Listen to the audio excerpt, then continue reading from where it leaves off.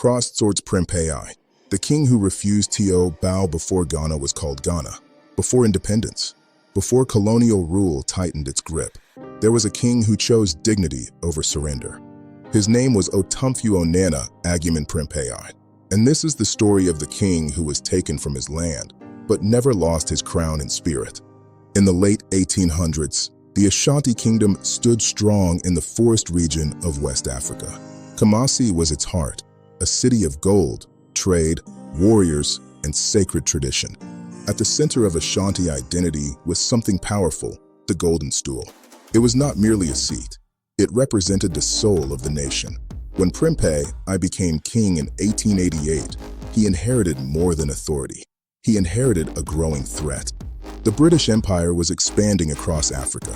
Territory after territory fell under their control. They called it protection, but everyone knew what it meant: control. The Ashanti Kingdom was one of the last strongholds that refused to bend. British officials sent a clear message: accept our protection, pay tribute, recognize British authority. To accept would mean losing sovereignty. Prempeh understood the danger, but he also understood the cost of war. The British had advanced weapons. A full military confrontation would bring heavy loss to his people. So he tried diplomacy. He delayed conflict. He sought peace without surrender. But the British had already decided. In 1896, British troops entered Kumasi. There was no dramatic battlefield that day, no final charge of warriors. Instead, the king chose to avoid bloodshed. Prempeh was arrested. He was forced to leave his palace, removed from his land, taken first to Sierra Leone, and later, far across the ocean to the Seychelles Islands. A king of the forest now surrounded by endless sea. The British believed that by removing the king, they would break the spirit of the Ashanti people. They underestimated something powerful: identity. Life in exile was not easy. Prempeh was far from home, far from the golden stool, far from the rhythms of Kumasi. But he did not abandon who he was. He maintained royal discipline. He upheld Ashanti customs. He carried himself with quiet authority. Even in captivity, he remained a king in conduct. Years passed. Decades passed. Back home, resistance still lived. In 1900, Sanuel would rise to defend the golden stool when the British demanded it. The spirit of Ashanti had not died, and neither had Prempeh's influence. After nearly 28 years in exile, permission was finally granted. In 1924, Prempeh returned to his homeland. He did not return as a fully restored emperor.